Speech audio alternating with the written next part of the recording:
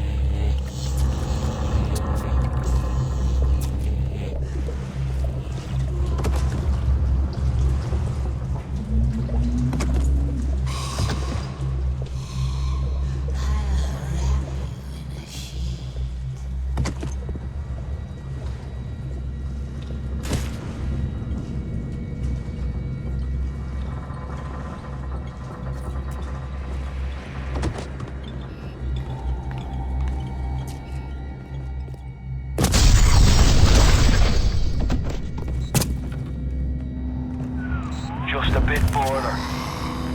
How do you like that, sister?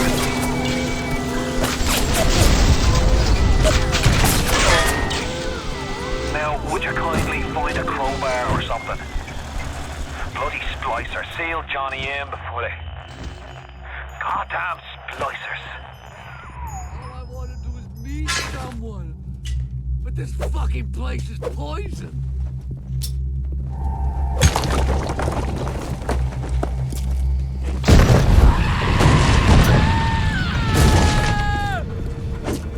I'm not a bad person!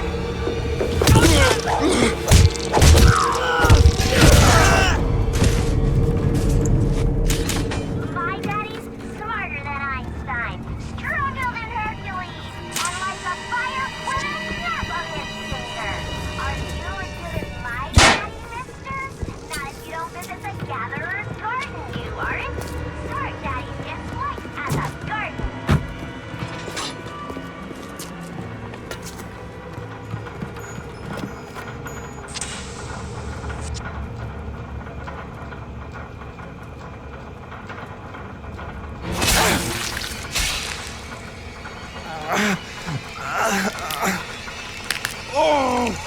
Steady now. Your genetic code is being rewritten. Just hold on and everything will be fine.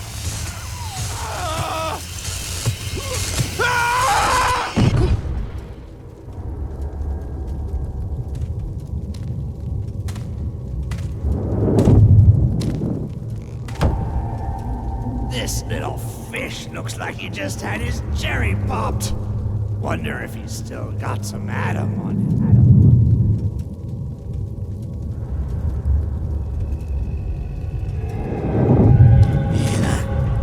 Let's buck. Weak! You're a weak chopper. This little fish ain't worth towing it with no big daddy. Yellow, always have been. You'll be no better off with metal daddy, little fish. See you floating from my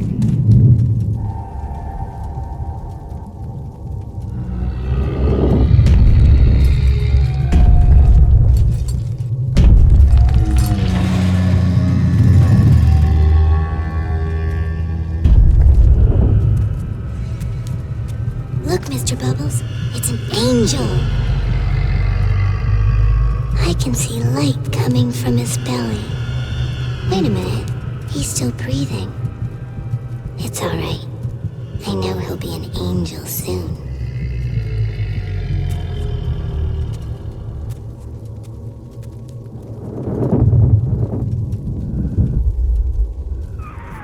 You alright, boyo? First time plasma's a real kick from a mule. But there's nothing like a fistful of lightning now, is there?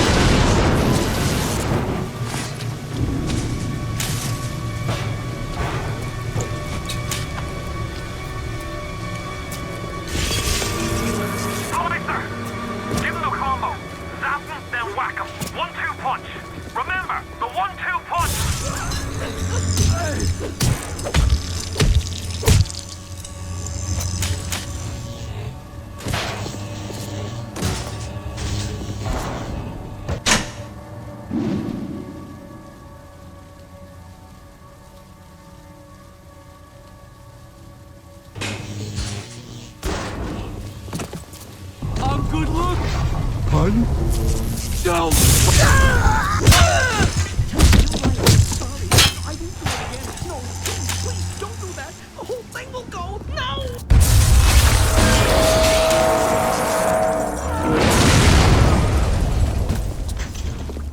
Yeah!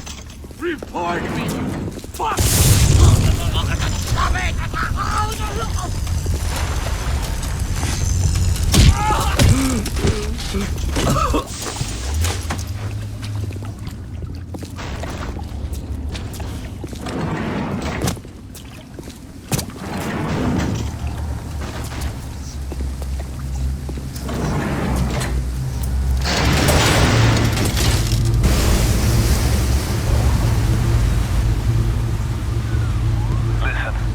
I've got a family. I need to get them out of here. But the splicers have cut me off from them. If you can reach them in Neptune's bounty, then maybe, just maybe... I know you must feel like the unluckiest man in the world right now, but you're the only hope I'll ever see my wife and child again. Go to Neptune's bounty. Find my family, please.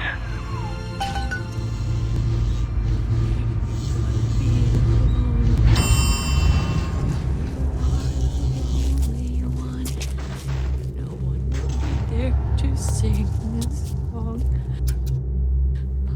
Hush. Mom's gone.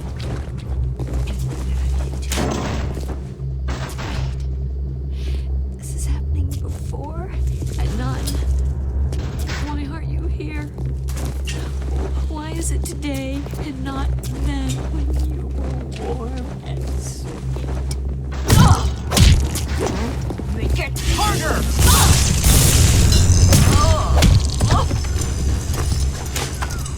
Plasmids changed everything. They destroyed our bodies, our minds. We couldn't handle it. Best friends butchering one another. Babies strangled in cribs. The whole city went to hell.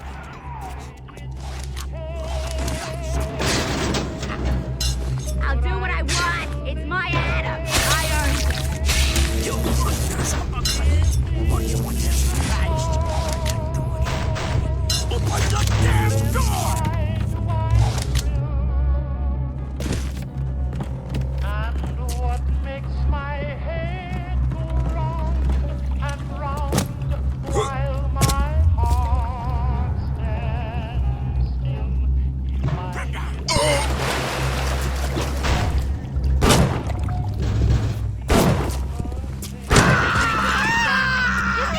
Right, Charlie. Charlie, where you going? Down. I got plenty of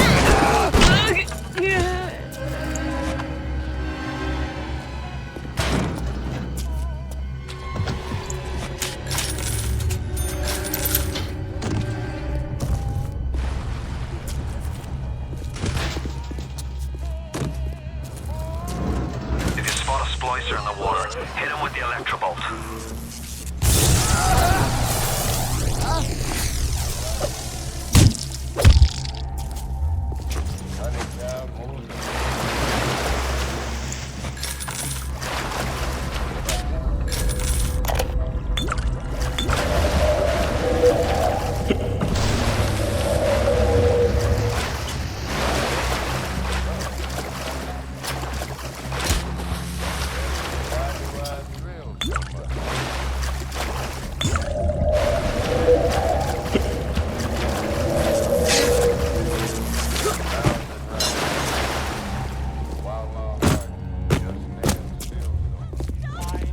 Wait.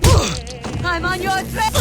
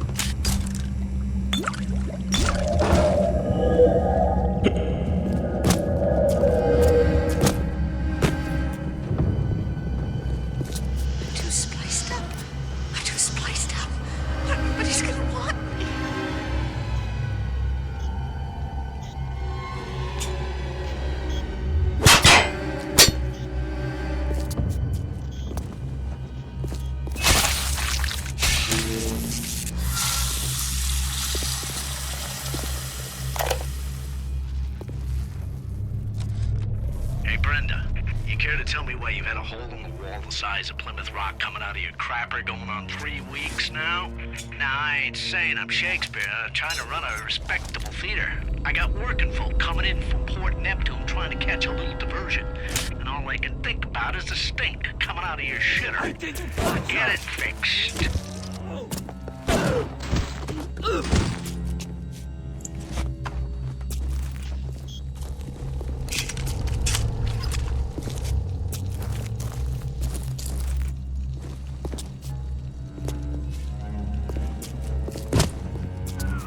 Careful now.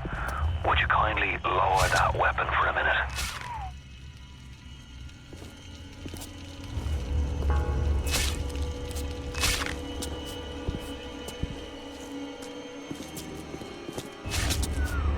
You think that's a child down there? Don't be fooled. She's a little sister now. Somebody went and turned a sweet baby girl into a monster. Whatever you thought about right and wrong on the surface, well, that don't count for much down in Rapture. Those little sisters, they carry Adam, the genetic material that keeps the wheels of Rapture turning. Everybody wants it, everybody needs it.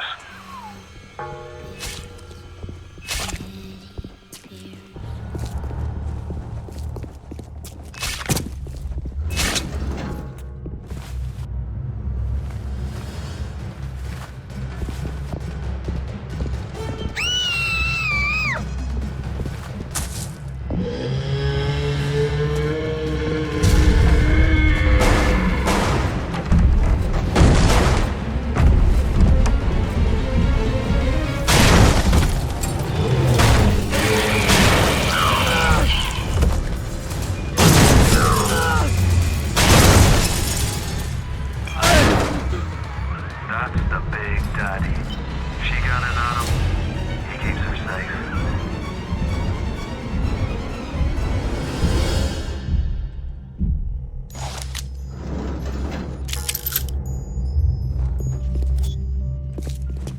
The party's over. The sun is growing very high.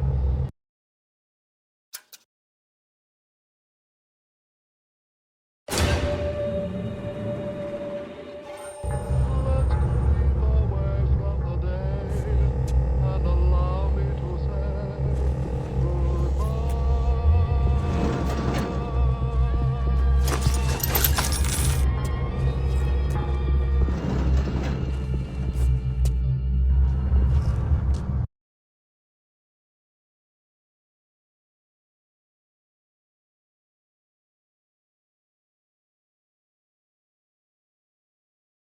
Hey, I'm Jeff Keighley here in Boston to go behind the scenes to hear some untold stories about the making of Bioshock with Ken Levine and Sean Robertson.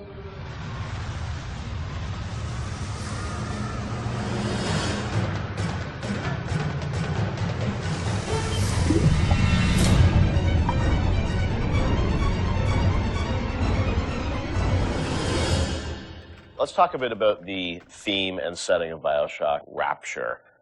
I think a lot of people, when they played the game for the first time, Ken, they wondered, how did you even dream up this place?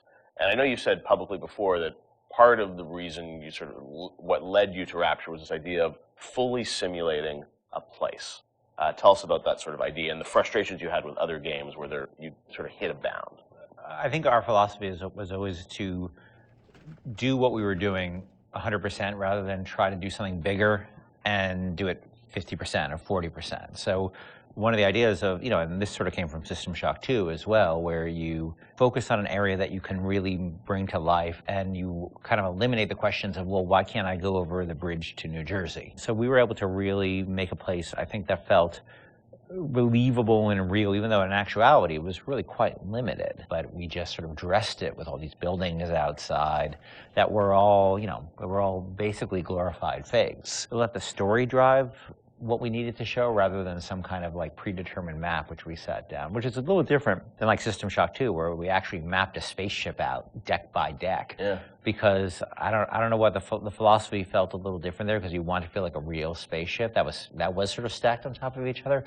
Rapture was free to sprawl across the ocean floor. Although you guys originally, Sean, were talking about doing this game on a sort of spaceship again, right? Yeah, when we first started talking about what the spiritual successor to System Shock 2 was going to be, Spaceship came up, but again, we wanted a limited environment. We didn't necessarily want to do Spaceship again. And our first actual exploration of this space was underwater, but ultimately ended up looking like a spaceship. It just happened to have a couple of seaweed fronds outside. And that started to push us towards what artistic statement that we wanted to make this look different, and what rules we were going to set for the world. How at every turn we were going to try to remind the player that they were in fact underwater and that this wasn't a spaceship. And how, like, underwater, we obviously know you did underwater, then sitting in the sky, like where did you come with the idea of like doing this underwater? I think there was probably a conversation. It's like, well, what kind of places could be cut off from other places? Yeah. Like, well,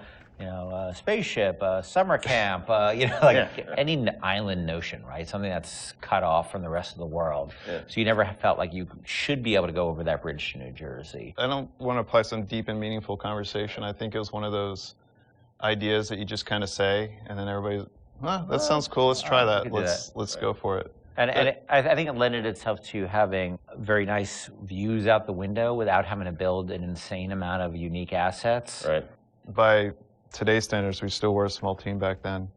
And there's an expectation that because you're underwater, the view distances are going to be short, so you can really kind of fade out into the fog at a short distance and not have the expectation that, why can't I see forever? So there's a lot of limitations in a good way that we put on ourselves by being underwater, as opposed to, like, if you're on a cruise ship, then you'd expect to see across the water, and we'd have to deal with that. Same thing with an island. Or a city in the sky. Yeah, exactly. Which was a lot more complicated, yeah.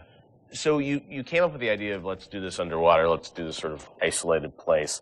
Then you had to answer the question of, why would someone build this? Is that sort of how it worked, sort of order of operations? You then had to come up with a story to explain?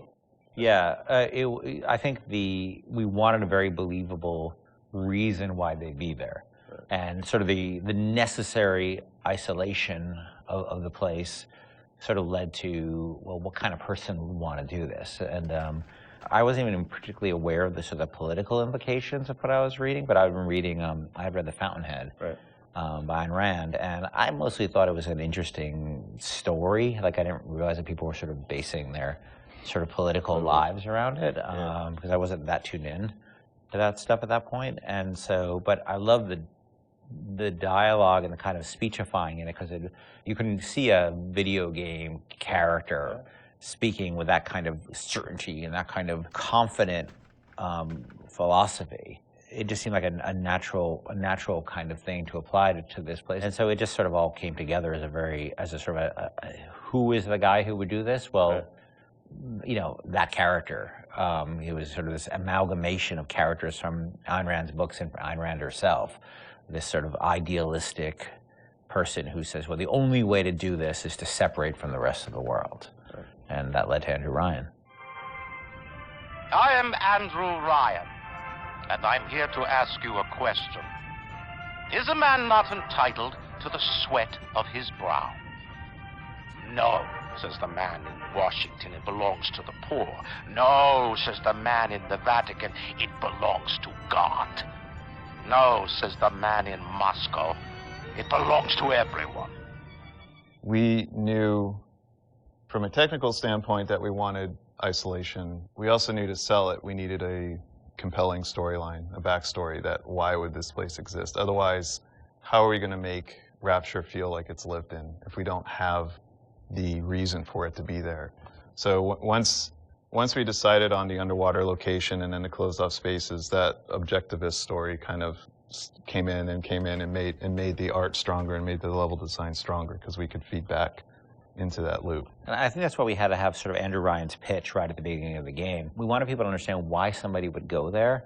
And so he makes this very personal one-to-one pitch to the gamer, but also that was the pitch he'd make to people, which was, there's a place that you can be free of all these things, where you can not be sort of put upon by the government and not be afraid of nuclear war and not be afraid of all these other things that will plague you on the surface.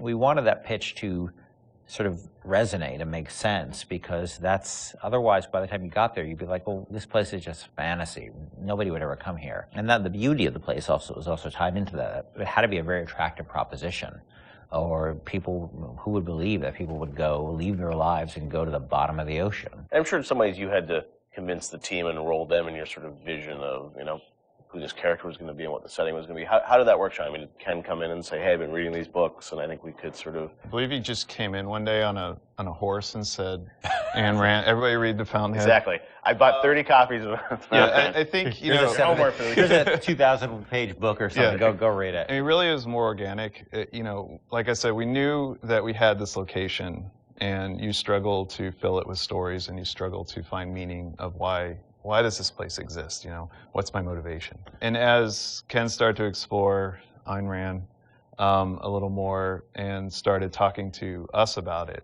and we were having that conversation, and it's like, oh, this could totally work. Like, this is exciting. Like, this is something that really hasn't been done in a video game before. And if we had flipped it and come up with the idea first before the location, I don't think we would have really been that excited about it. But we had a location, and now we're trying to fill it with that story. And because of the order of operation there, you start to get excited, like, oh, I could totally make this work. This is going to really make it feel like a lived-in space. You know, as you think of sort of the, you know, the setting, and you think of maybe a character or something, was there a moment that you think back, it's like, oh, like right then and there, like I got excited when you attached the Ayn Rand For me, it was going to Rockefeller Center and seeing the visual. So I told this story before, but my wife and I were in New York, and we went to Rockefeller Center, which was, if you go to Rockefeller Center, it basically looks exactly like Rapture. It's because every building, you're sort of encircled. It's this block in New York, or a couple of blocks in New York, where Radio City Music Hall is, and where 30 Rockefeller Plazas, where you see that show 30 Rock, and the ice skating rink, and where they put the Christmas tree. And it's this very iconic location, but what's cool about it, it's all one, unlike the rest of the city. Everywhere you look, it's one architectural style. It's Art Deco. And it's very iconic Art Deco. And my wife and I were there, and we were sort of working on the game, and we didn't have a visual style. And all of a sudden, I started looking around, and I said, oh, this could be a visual for the game. Also, the geometry of it was actually quite conducive to making a video game, because it wasn't overly complicated geometry. Art Deco is quite bold and simple. Bold and geometric, and simple. And so my wife and I bought a couple of tourist cameras this was before iPhone cameras, exactly. You know. Throwaway cameras, Yeah, throwaway cameras, those little Kodak things, and we just started photographing doorknobs and light fixtures, and just sort of developed the photos. Remember that? Brought them in and said, come to the office, here's a stack of stuff, here's a stack of photos. Take a look. I'll see you guys in a couple of years. Go make this. City where the artist would not fear the censor, where the scientist would not be bound by petty morality, where the great would not be constrained by the small. And with the sweat of your brow, Rapture can become your city as well. So you had kind of a theme, you came up with an art style, some of the iconic characters, and then, you know, you really had to build the narrative around it. And you've talked about, you know, a lot of the themes in the game, and, you know, greed, jealousy, sex, violence, all the things that sort of, you know, drive us or what destroy us. And that was something I think that, you know, as you thought about the story of the game, you wanted to, I'm sure, reflect some of those, right? Because I think people love the characters, it's sort of flawed in a way, and this is a world which is its own little microcosm, but had a lot of tension inside of it. Yeah, I mean, the character of Ryan was sort of, he's basically invisible through most of the game, right? You know, except for a very small portion.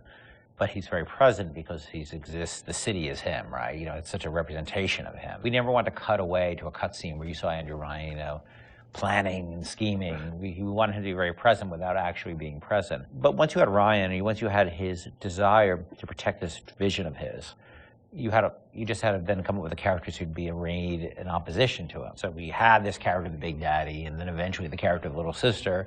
And so characters like Tenenbaum came along, like, you know, here's a person who's in opposition to him for this reason. And then you have, you know, for more noble reasons. And then you have a character like Atlas, who's much more cynical opposition.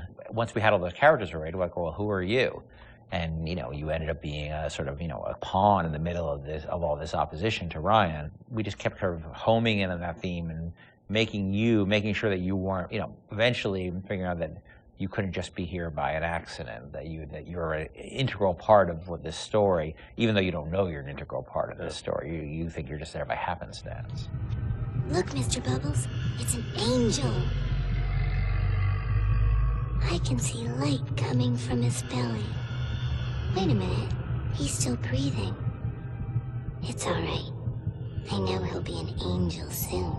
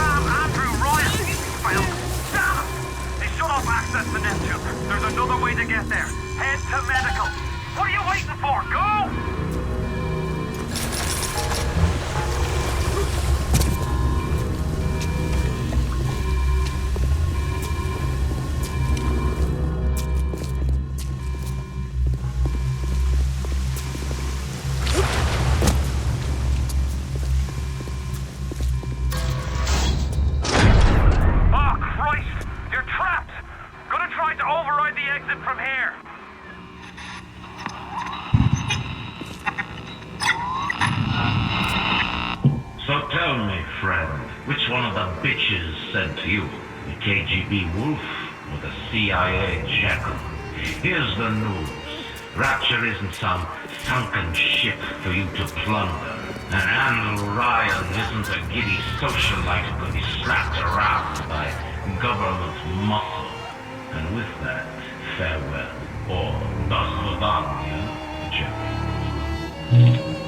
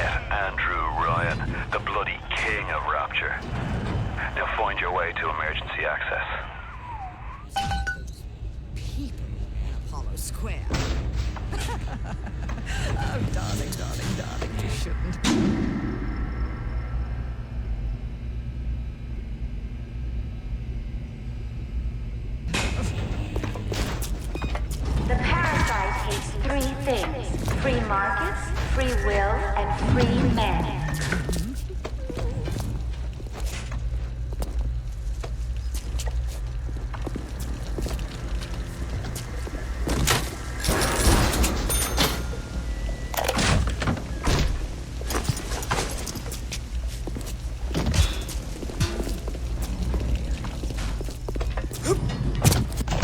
Welcome to the Circus of Value!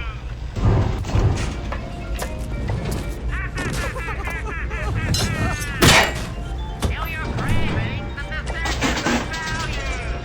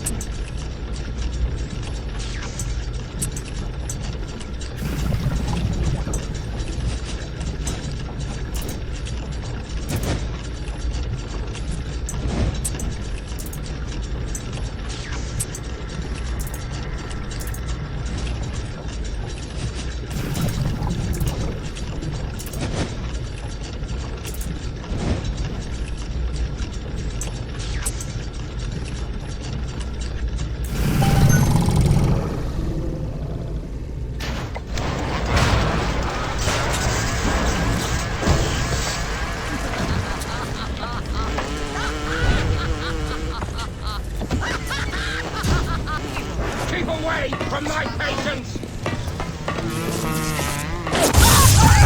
Where are you?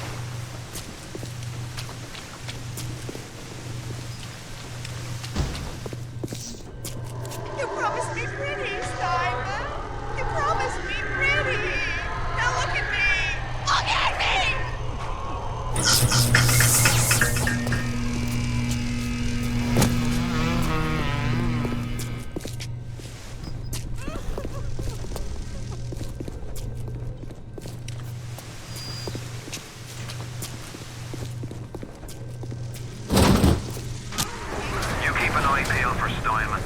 The daft bastard set up shop in the surgery wing. You want to find him? Just follow the blood.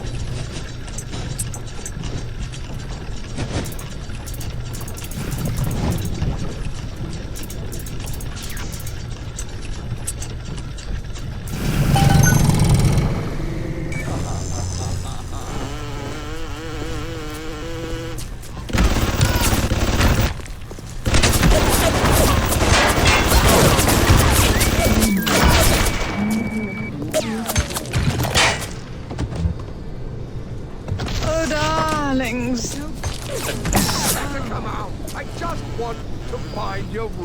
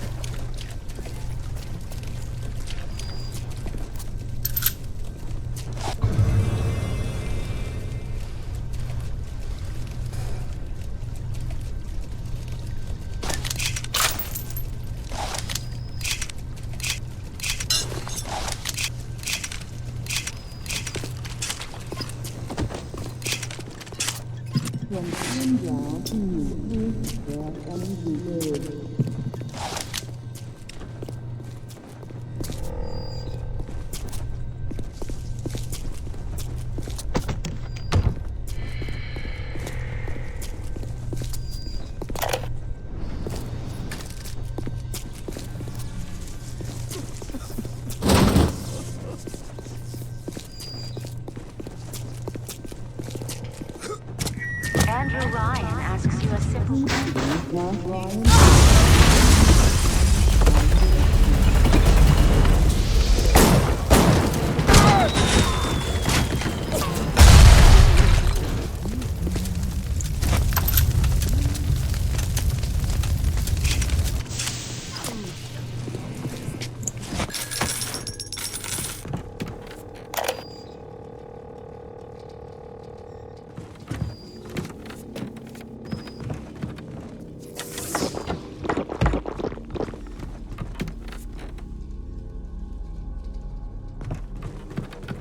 Security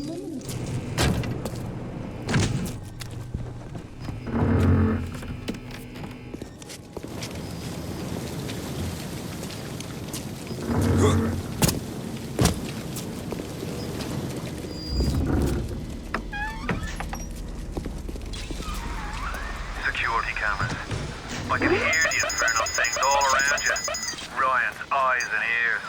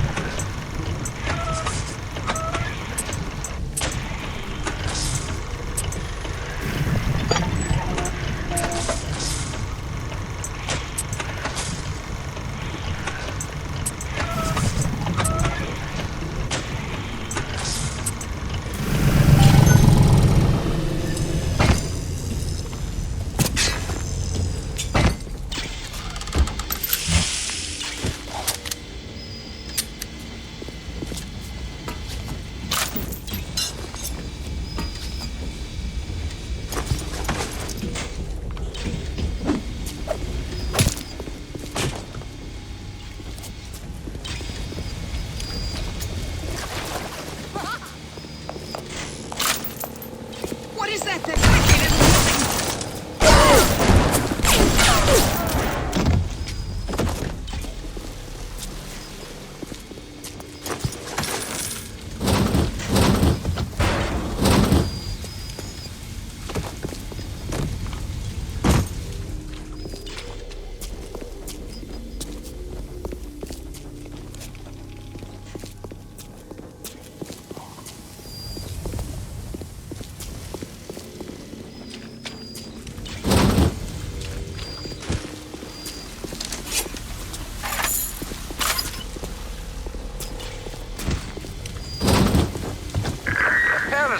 wanders the halls. We rebuild our city and the doubters and the flies spoil our home. 1,000 atoms to the man or woman who pins its wings.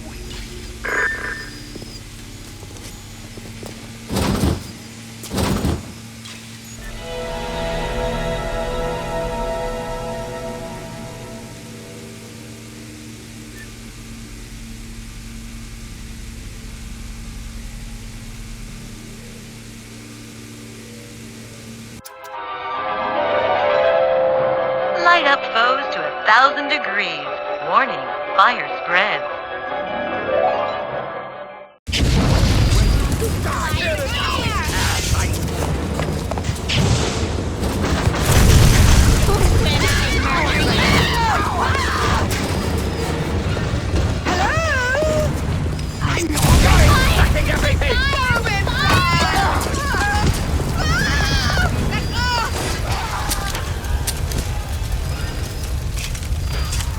All roads in Rapture lead to Ryan. Security, the splicers, the big daddies, the little sisters. He pumps some kind of chemical scent in the air. Pheromones, they call it. Makes them all dance to his tune.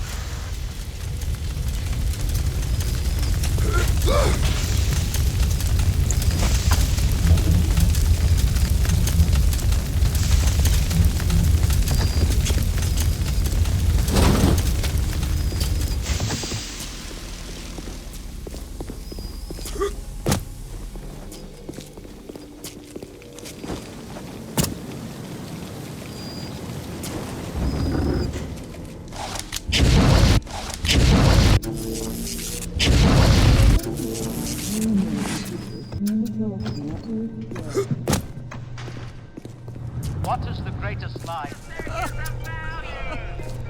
What is the enmity ever perpetrated on mankind?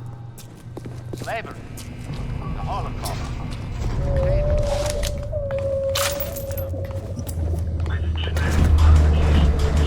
It is no longer a goal or even a virtue. It is a moral obligation.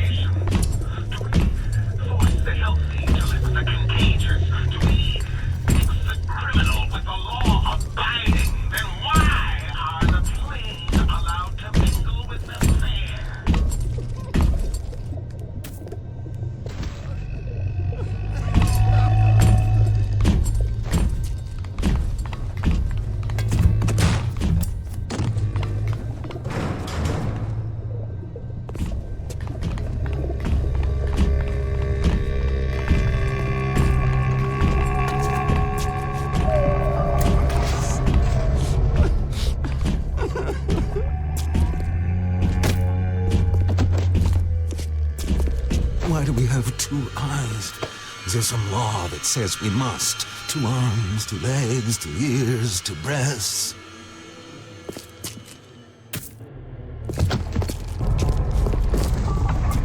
I'm not finished! Not finished! You'll have to find some way to get through to surgery and Steinman. Chin up now. The Lord hates a quitter. I can hear that splicer sounding off like it's the 4th of July. Explosives are hard to come by down here. If you get your hands on one of them telekinesis plasmids, you can catch the damn firebombs and toss it right back in its gob. Or anything else that might be standing in your way.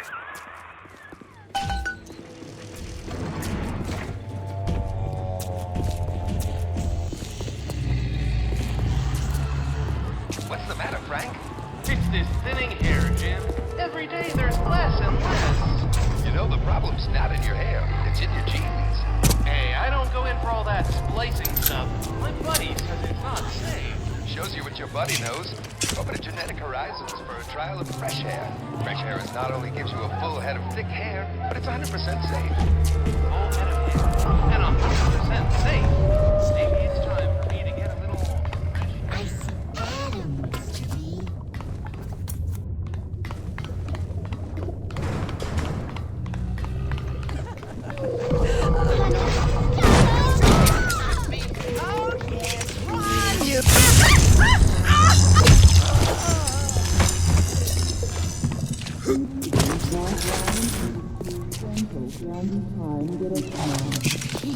Oh! That won't work for long!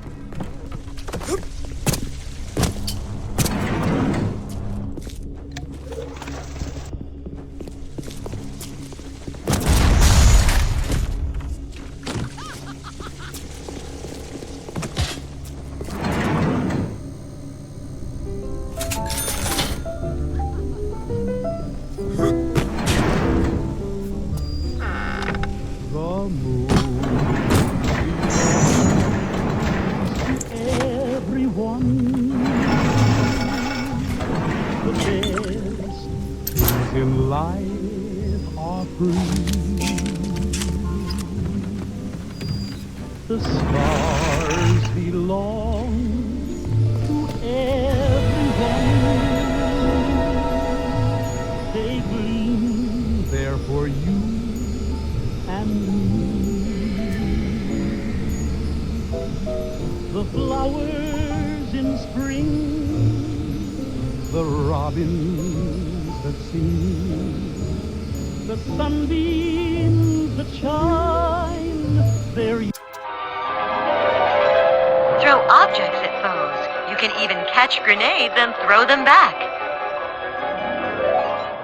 yours, they're mine, and love can come to everyone. The best things in life are free.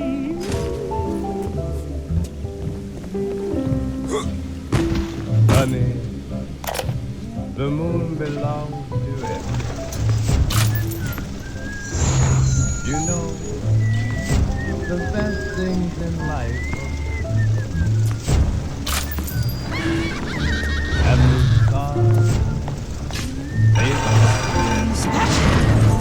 Uncivil, uncouth, uncouth! there's shine for you and for me.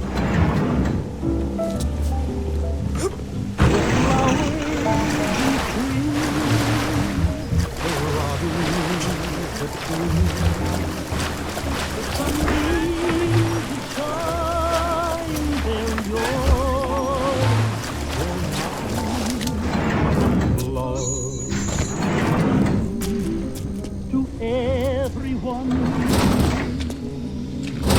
the best things in life are free. The best things in life are free. Ah, you goddamn doctor!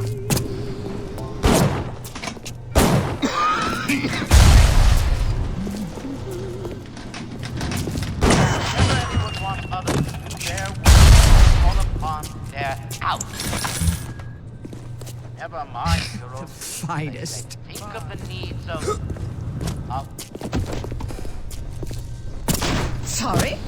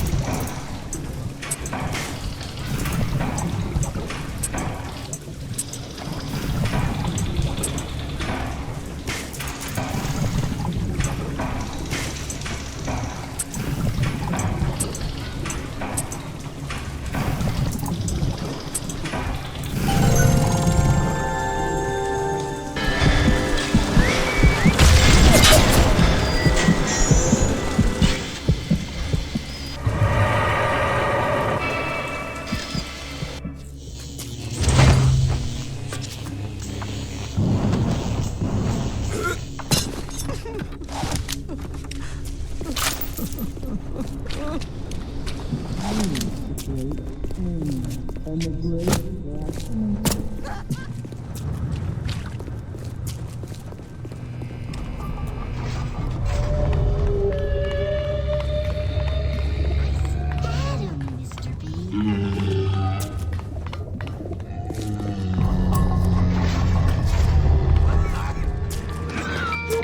Political judgment and surgical safety will happily work out in a plan.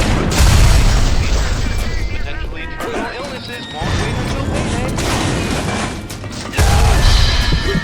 Got him! Why are you dragging out your treatment?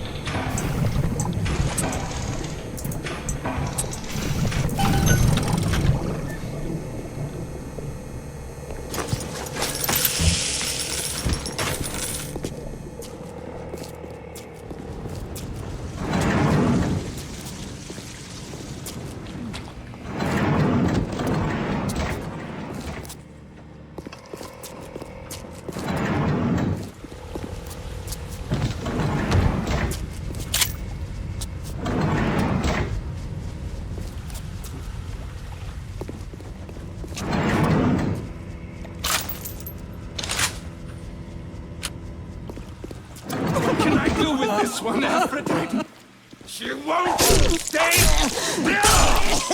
I want to make them beautiful, but they always turn out wrong! That was too fat! This one too tall! This one too symmetrical! And now, what's this, goddess? An intruder! He's ugly! Ugly! Ugly! Ugly! Look at you, idiot!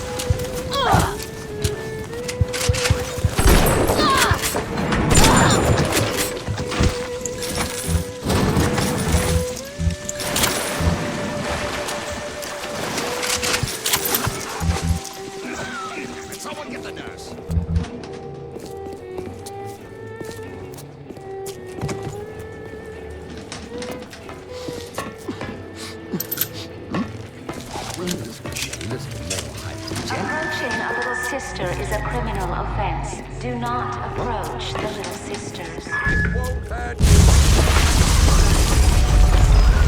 Sounds like another tunnel collapse. Welcome to Rapture, the world's fastest growing pilot joke.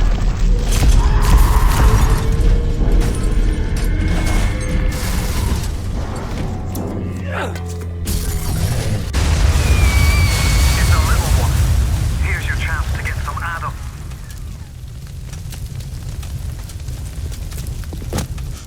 It's just you and me. Touch the Adam. Stay away from her, or it is you who will be shot next. Easy now, Doctor. He's just looking for a wee bit of Adam. Just enough to get by. I'll not have him hurt my little ones. It's okay, lad. That's not a child. Not anymore, at least. Dr. Tenenbaum saw to that. Bitte do not hurt her. Have you no heart? Aye, that's a pretty sermon coming from the Gulu. cooked up them creatures in the first place? Took fine little girls and turned them into that, didn't you? Listen to me, boyo. You won't survive without the Adam those things are carrying. Are you prepared to trade your life, the lives of my wife and child, for Tenenbaums of Frankenstein? Here! There is another way. Use this. Free them from their torment. I will make it to be worth your while. Somehow.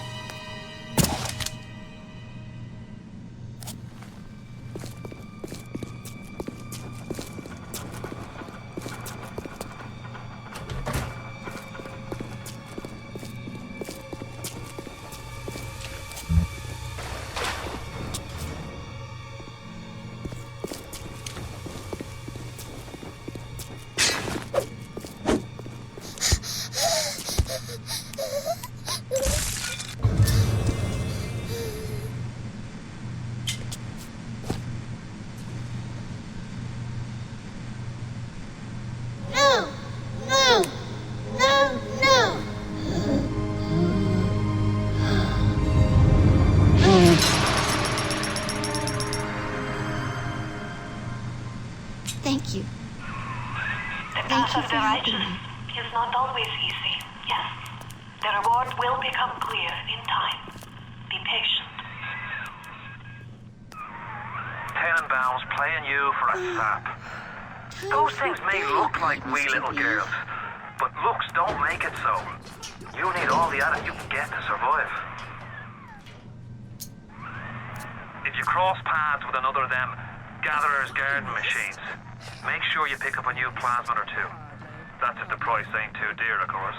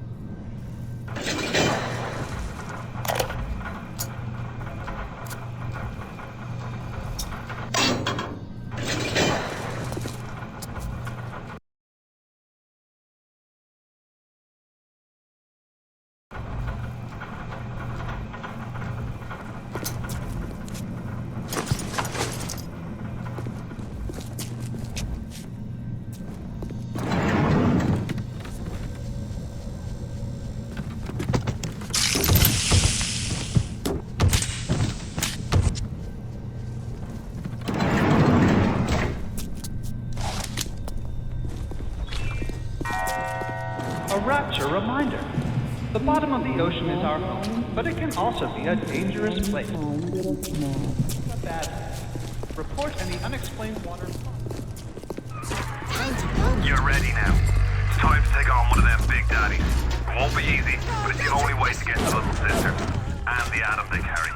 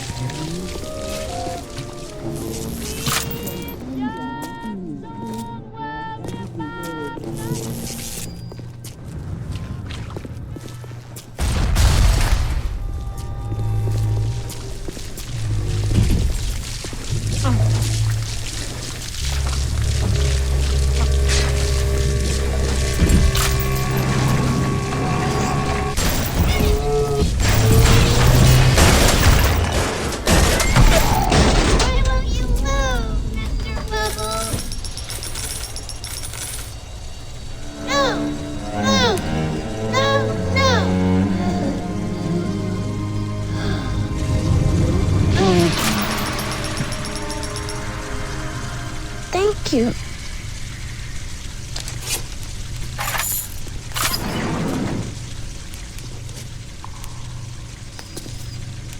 Oh, I'm ready for dream time, Mr. Bubbles.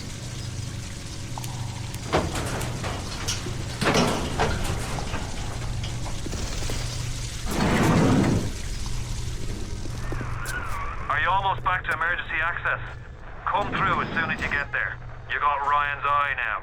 You won't hear them coming, but it'll be there before you know it.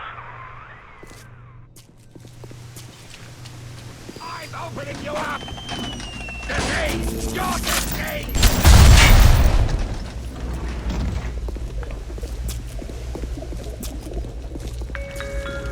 Hey, Mary, go to the big game tonight? I heard Ryan's Raiders are playing. No way, Jim. It's not safe. Haven't you heard? Atlas's bandits are everywhere. Hold on a second there. Remember what Andrew Ryan says. If you do that, the bandits win. Take your family to Fort Frolic and Arcadia. Go out and shop. It's the Rapture way of life.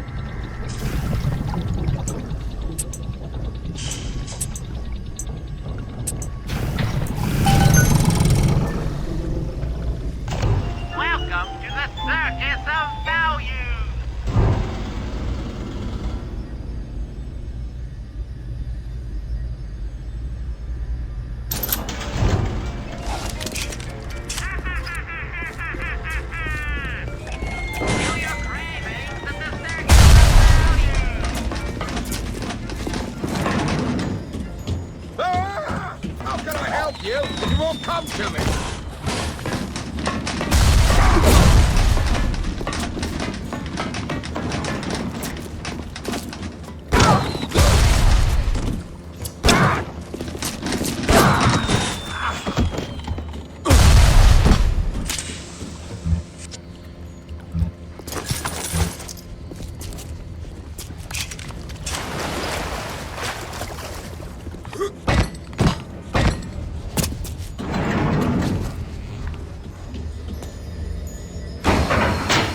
Security alert deactivated. Thank you for your patience. I don't know how you managed it, but you did. Come through to Port Neptune now. I'm looking forward to shaking your hand.